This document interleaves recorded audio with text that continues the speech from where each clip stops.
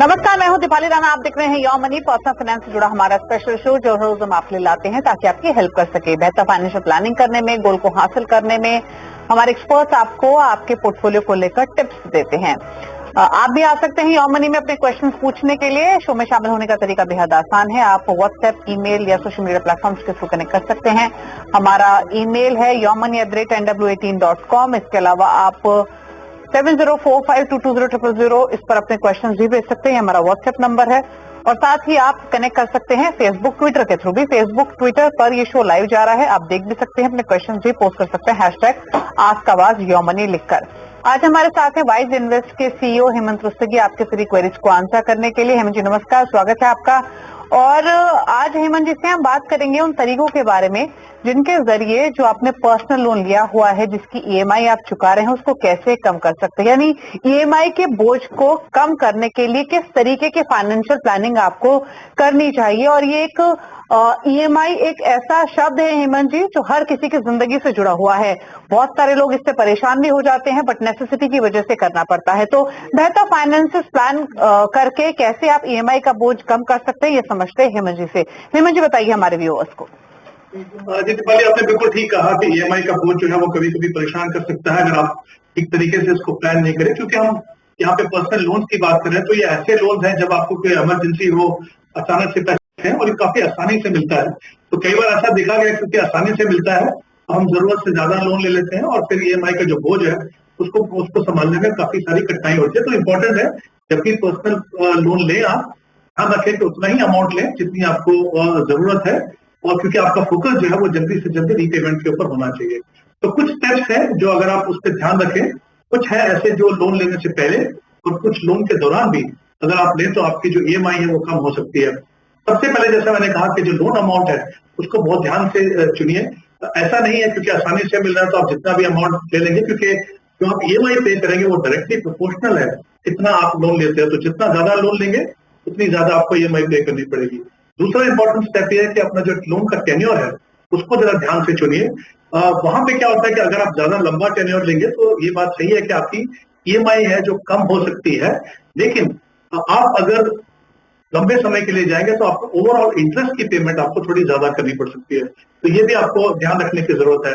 तीसरा ये है कि अपनी ईएमआई के ड्यू डेट्स को कभी मिस मत कीजिए, क्योंकि एक तो उससे आपका क्रेडिट स्कोर तो खराब होगा ही, साथ में जो आपको पेनल्टी पे करनी पड़ेगी वो भी कहीं ना कहीं आपकी ईएमआई को बोझ को बढ़ाएगी। तो अगर आप चाहते हैं कि वो आपके रीजनेबल विद इन बजट रहे तो इस चीज पे आपको पूरा ध्यान रखना है।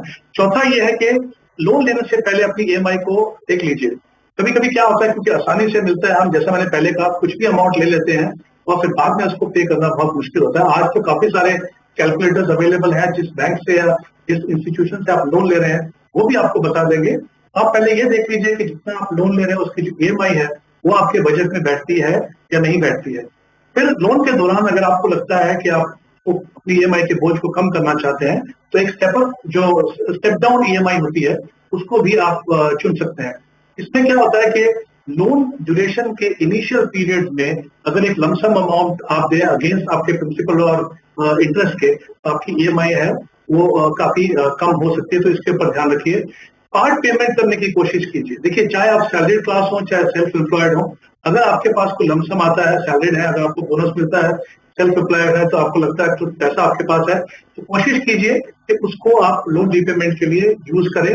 जो लेंडर जो है यूजुअली 12 इंस्टॉलमेंट के बाद आपको अलाउ करते हैं प्री पे करने के लिए। तो जब आप प्री पे करेंगे तो आपकी ईएमआई जो है वहां पे कम हो जाती है। उसके अलावा आप बैलेंस ट्रांसफर लोन के लिए भी ऑप्ट कर सकते हैं। इसका मतलब यह है कि आपका लोन अगर एक बैंक से है तो आप दूसरे बैंक के पास जा सकते हैं जहां पे आपको इंटरेस्ट कम देना है। लेकिन वो करने से पहले आप ध्यान रखिए कि आपके जो अगर कुछ चार्जेस हैं वहां पे उनके ऊपर देख लीजिए कि वाकई में आपको वहां पे कुछ फायदा हो रहा है या नहीं, और जल्दबाजी में ये डिसीजन मत लीजिए। फिर अगर आप एग्जिस्टिंग बैंक से लोन लेते हैं, मान लीजिए जिनके साथ आपका लॉन्ग स्टैंडिंग रिलेशनशिप है और आपकी क्रेडिट रेटिंग जो है अच्छी है, स्कोर अच्छा है आपका, तो डेफिनेटली वहां पे आपको एक अच्छा लोअर इंटरेस्ट पे लोन मिलेगा जिससे आपकी ईएमआई जो है वो कम हो सकती है। उसके अलावा फ्लेक्सी हाइब्रिड लोन्स भी रहते हैं। अगर आपको लगता है कि आप ईएमआई पे करने में प्रॉब्लम हो रही है आपको, तो ये जो लोन्स है यहाँ पे आप चुन सकते हैं कि आप पहले सिर्फ इंटरेस्ट पे करेंगे और बाद में आप प्रिंसिपल पे करेंगे, तो उससे भी आपकी EMI कम होती है। और आखिर में मैं कहना चाहूंगा कि अगर आपके पास एक से ज्यादा लोन है, आपको प्रॉब्लम हो रही है उनको रीपे करने में या उसको मॉनिटर करने में, तो कभी कभी, और या आपका कोई क्रेडिट कार्ड लोन हो सकता है जिसमें आप बहुत ज्यादा इंटरेस्ट पे कर रहे हो, तो उसके सामने आप पर्सनल लोन लेके लोन्स को कंसोलिडेट करके और फिर जैसा मैंने कुछ स्टेप बताए वो लेंगे तो आपकी EMI कम हो सकती है। तो ये कुछ कदम है। पहली बात, लोन लेने के समय थोड़ा ध्यान रखिए, उतना ही लोन लेना जितना जरूरत हो। और दूसरा फोकस आपका, जैसे मैंने पहले कहा, होना चाहिए जितना जल्दी हो सके अपने लोन को रीपे करने के लिए। और ये कुछ ऐसे स्टेप्स हैं जो आपकी EMI को कम करने में आपकी मदद कर सकते हैं। ओके, चलिए, तो काफी सारी बातें आपको बताई हैं, कुछ बेसिक बातें लेकिन बहुत इंपॉर्टेंट 10 बातें, इनको फॉलो कीजिए और अपने पर्सनल लोन की EMI की बोझ को कम कीजिए। लेकिन चलिए बिना देरी के क्वेश्चन जो करते हैं शामिल। पहले कॉलर संजय हमारे साथ मौजूद हैं सवाल पूछने के लिए रांची से। संजय जी, गुड इवनिंग, बताइए क्या सवाल है आपका? मेरा सवाल है कि मैं एक रिटायर्ड पर्सन हूँ madam. Good evening madam. Okay, मैं रिटायर्ड पर्सन हूँ, सेंट्रल गवर्नमेंट रिटायर्ड, और मैं SIP जो चल रही है जी ठीक है जी 19,000 की SIP कुल चल रही है हमारे पास। आप सवाल पूछिए, क्या पूछना है? मैं पूछना चाहता हूँ क्या ये प्रेजेंट जो पोर्टफोलियो है ये सही है या इसमें कुछ परिवर्तन करना है, चेंज करना है? और इस इन्वेस्टमेंट को 10 साल तक अगर हम इन्वेस्ट करें तो कितना कॉर्पस एक्युमुलेट होगा मैडम? ठीक है, ठीक है। 10 साल का विजन है, 19,000 की SIP चल रही है, 5,000 ऐड करना चाहते हैं, 61 इयर्स एज है, रिटायर्ड है, तो यानी टोटल SIP हो जाएगी 24,000 की। अब 19,000 की जो SIP चल रही है, 3 सवाल इनके। पहली चीज, जो 19,000 की SIP चल रही है ये फंड सही है या कुछ बदलाव की जरूरत है? दूसरा सवाल, 5,000 एडिशनल जो डालने हैं वो कहाँ डालें? और तीसरा सवाल, 10 साल में कितना एक्यूमुलेशन कर लेंगे? फंड्स में इनके बता दूं तो इनके पास है ICICI prudential blue chip, axis blue chip, axis mid cap, Canara Robeco blue chip, SBI small cap, HDFC mid cap opportunities, मेरी एसेट इमर्जिंग ब्लू चिप, मेरी एसेट लार्ज कैप, पराग पारिक फ्लेक्सी कैप। यानी 9 फंड्स हैं इनके पास 19,000 के लिए। 1,000 से 2,500 की इनकी SIP अलग अलग फंड्स में चल रही हैं। क्या सजेशन हेमंत जी इनके तीनों सवालों पर? देखिए दीपाली, पहले देखते हैं, जैसा मैंने कहा कि 19,000 की SIP है, 5,000 रुपए से और बढ़ाना चाहते हैं, और 10 साल अगर ये 24,000 की SIP कंटिन्यू करते हैं, 12% का रिटर्न अगर हम मान के चले तो 56 लाख के करीब इनका कॉर्पस बन पाएगा। तो पहला तो ये, जैसा मैंने पूछा था कि कितना कॉर्पस बनेगा, अब देखते हैं कि इनकी जो एक्जिस्टिंग इन्वेस्टमेंट है उसमें क्या बदलाव करने की जरूरत है। इनके पास 9 फंड है, तो थोड़ा सा कंसोलिडेशन हो जाए, और क्योंकि उससे क्या होता है कि आप ओवरलैप या फिर जो अंडर परफॉर्मिंग फंड है वो आपके पोर्टफोलियो से निकल जाते हैं। इनके पास 4 लार्ज कैप फंड्स हैं। लार्ज कैप फंड, जैसा हम जानते हैं, टॉप 100 कंपनीज मार्केट कैप के हिसाब से इन्वेस्ट करते हैं, काफी ज्यादा ओवरलैप है वहां पे, कुछ ज्यादा फायदा उसमें नहीं होने वाला हमको। तो मुझे लगता है एक ही लार्ज कैप फंड रखें यहाँ पे, ICICI ब्लू चिप, जहाँ पे वो 1,000 रुपए इन्वेस्ट करें और बाकी 6,000 की SIP को बंद करें। इस 6,000 में से 4,000 ये ऐड कर सकते हैं ICICI ब्लू चिप में, और 2,000 इनके पास एक फ्लेक्सी कैप फंड है जो काफी अच्छा फंड है, पराग पारिक फ्लेक्सी कैप फंड, वहां पे अगर वो ऐड कर दें तो ये तेजी हो जाएंगे। उसके अलावा कुछ और बदलाव की जरूरत है मुझे लगता है। जैसे मेरे asset emerging blue chip fund है उनके पास, उसके सामने वो Motilal Oswal large and mid cap देखें तो मुझे लगता है वो बेहतर ऑप्शन होगी। 2 मिड कैप फंड है इनके पास, तो मैं चाहूंगा कि एक मिड कैप फंड में SIP को बंद करें, जैसे एक्सेस मिड कैप फंड जो है उसके सामने कोटक इक्विटी अपॉर्चुनिटी अगर दें तो वो बेहतर होगा। अब देखते हैं कि इनको जो 5,000 इन्वेस्ट करना है वो कहाँ पे करना है। एक मल्टी कैप फंड अपने पोर्टफोलियो में शामिल कीजिए जो निप्पॉन इंडिया मल्टी कैप हो सकता है, जहां पे आप 4,000 रुपए इन्वेस्ट करेंगे, और जो बाकी 1,000 है जो हमने अभी पहले बात की कि Motilal Oswal large and mid cap, उसके अंदर ऐड करें तो 2,500 मिरई का और 1,000 ये एडिशनल अमाउंट, यानी 3,500 इनको मोतीलाल ओसवाल के लार्ज एंड मिड में इन्वेस्ट करना है। तो इस तरीके से पोर्टफोलियो थोड़ा कंसोलिडेशन होगा, तीनों सेगमेंट में जो एक्सपोजर इनको चाहिए वो, क्योंकि 10 साल का समय है, और जैसा मैंने कहा अगर ये कंटिन्यू करते हैं 10 साल तो करीब 56 लाख का वापस बन पाएंगे। ओके, चलिए, तो आपके पोर्टफोलियो को लेकर सजेशन दिए गए हैं, थोड़े बदलाव पोर्टफोलियो में करने की जरूरत है, ज्यादा फंड्स रखने की जरूरत नहीं है। आप Nippon India multi cap, Motilal Oswal large and mid cap, Kotak equity opportunities, ये फंड्स तो ऐड कर सकते हैं अपने पोर्टफोलियो में, क्योंकि ये नहीं है। आप 4000 डालिए निपॉन इंडिया मल्टी कैप में, Motilal Oswal large and mid cap में 3500, कोटक इक्विटी में 2000। Axis blue chip, Canara bank blue chip, मेरे एसेट लार्ज कैप से आपको निकलने की सलाह है। आईसीसी प्रूडेंशियल ब्लू चिप में 4000 की एसआईपी कीजिए, पराग पारिक फ्लेक्सी कैप में 2000 की एसआईपी बढ़ाइए, और मेरे एसेट इमर्जिंग से मोतियाल ओसवाल लार्ज मिड कैप में आप स्विच कीजिए। एचडीएफसी बिट के अपॉर्चुनिटीज में आप बने रह सकते हैं, यानी टोटल एसआईपी अमाउंट से आप 10 साल में 50 लाख का कॉर्पस एक्यूमुलेट कर लेंगे अंदाजन, अगर ये बदलाव आप पोर्टफोलियो में करते हैं। बात करते हैं प्रमोद से, पुणे से हमारे साथ कनेक्टेड है। प्रमोद जी नमस्कार, बताइए क्या सवाल है आपका? नमस्कार मैडम, मैंने अपना पोर्टफोलियो आपको भेजा हुआ है मैडम। तो मेरा कहना था कि मेरे पास 2 मल्टी कैप है, तो एचडीएफसी और निपॉन का, दोनों रखूं या कोई एक बंद करूं? और दूसरा सवाल था कि आईसीआईसीआई फ्लेक्सी कैप का फंड है मैडम।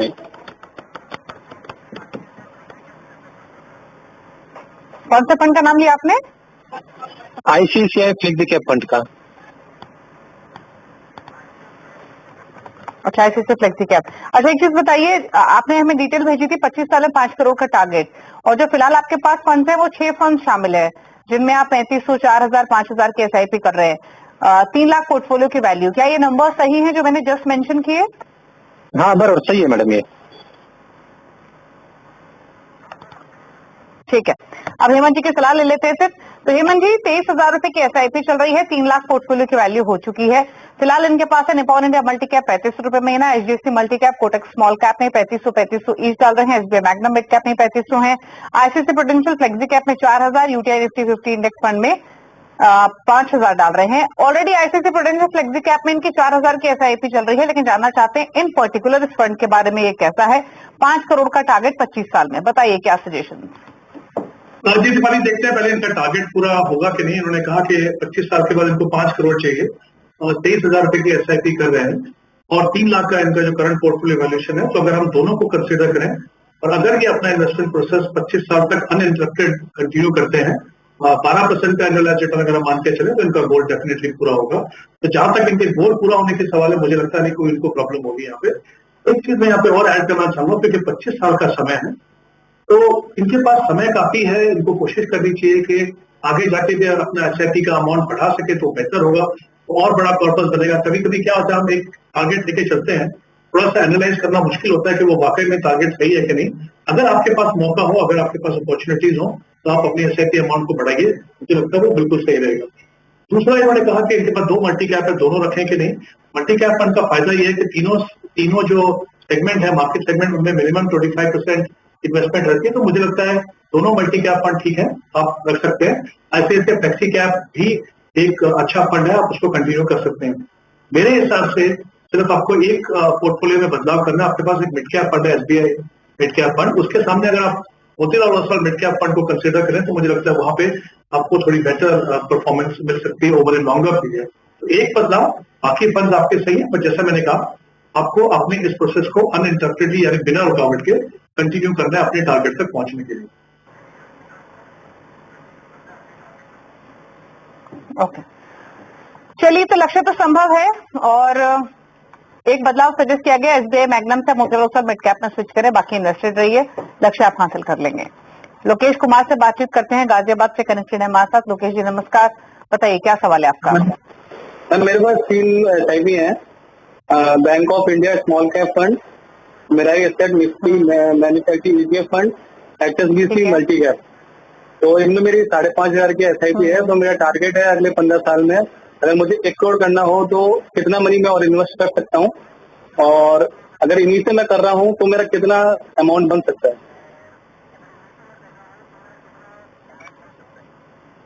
ओके, तो 5500 की एसआईपी है, 81,000 पोर्टफोलियो की वैल्यू है, 10 साल में 20 लाख का टारगेट है। फंड्स देखें तो एचएसबीसी मल्टी कैप 1500 रुपए महीना, मरी asset Nifty India ETF fund में 1000 per month, bank of India small cap में 3000 पर मंथ। क्या सजेशन? हालांकि सभी फंड्स इनके पोर्टफोलियो में वो हैं जो आमतौर पे यूजुअल बहुत पॉपुलर फंड्स नहीं है, बट क्या सजेशन रहेगा इनके लिए? जी देखिए, इनकी जो करंट पोर्टफोलियो वैल्यूएशन है करीब 81,000 है, और इन्होंने कहा कि 5,500 की एसआईपी कर रहे हैं, 20 लाख का टारगेट है 10 साल के अंदर। पहले तो देखते हैं कि वो कितना पैसा इनको और लगाने की जरूरत है अपने टारगेट तक पहुंचने के लिए। तो ये जो करंट इन्वेस्टमेंट है उससे करीब 15.5 लाख का कॉर्पस बनेगा। क्योंकि इनका टारगेट 20 लाख है तो इनको 2000 रुपए से अपनी SIP को बढ़ाना है, यानी कुल मिला के 7500 की SIP इनको करनी है। इनके पास जो 3 फंड है उसमें मुझे लगता है थोड़ा अग्रेसिव पोर्टफोलियो है। एक थीमेटिक फंड है, मेरा ये मैन्युफैक्चरिंग जो है, हालांकि ETF है लेकिन वो मुझे लगता है वो थीमेटिक है, तो वो उसमें ज्यादा हमेशा रिस्क रहता है। स्मॉल कैप भी एलोकेशन ज्यादा है, थोड़ा रिस्की हो सकता है। उससे बेहतर तरीका ये है, जैसे मैंने पहले भी बात की, कि अगर आप अपने पोर्टफोलियो में मल्टी कैप और लार्ज एंड मिड का अगर आप कॉम्बिनेशन रखें तो वो आपके लिए बेहतर ऑप्शन रहेगी इनके पास। तो जैसे निप्पॉन इंडिया मल्टी कैप अगर ये 2000 पे इन्वेस्ट करने की पोजीशन में है तो करीब 7500 की इन्वेस्टमेंट होगी। वहां पे निप्पॉन इंडिया मल्टी कैप देख सकते हैं 3500, कोटक इक्विटी अपॉर्चुनिटी 2000 और Motilal Oswal large and mid 2000। इस तरीके से ये तीन फंड में इन्वेस्टमेंट करें, कंटिन्यू कर रखिए, अपने 10 साल तक इन्वेस्टमेंट को अपने टारगेट तक पहुंच पाएंगे। ओके, चलिए, तो ये रहा सजेशन आपके पोर्टफोलियो को लेकर। आप Nippon India multi cap, Kotak equity opportunities, Motilal Oswal large mid cap इन फंड्स को रख सकते हैं। 3500 डालिए निप्पॉन इंडिया मल्टी कैप में, 2000 कोटक इक्विटी अपॉर्चुनिटीज में, 2000 डालिए Motilal Oswal large mid cap में, और 7500 की SIP करेंगे तो अपने लक्ष्य को हासिल कर लेंगे। फिलहाल आप 5500 की ऑलरेडी SIP करते, तो SIP आपको इंक्रीज करनी है बस। चलिए, रुक रहे हैं ब्रेक के लिए, ब्रेक के बाद कुछ और क्वेश्चन लेंगे। आप देख रही योर मनी।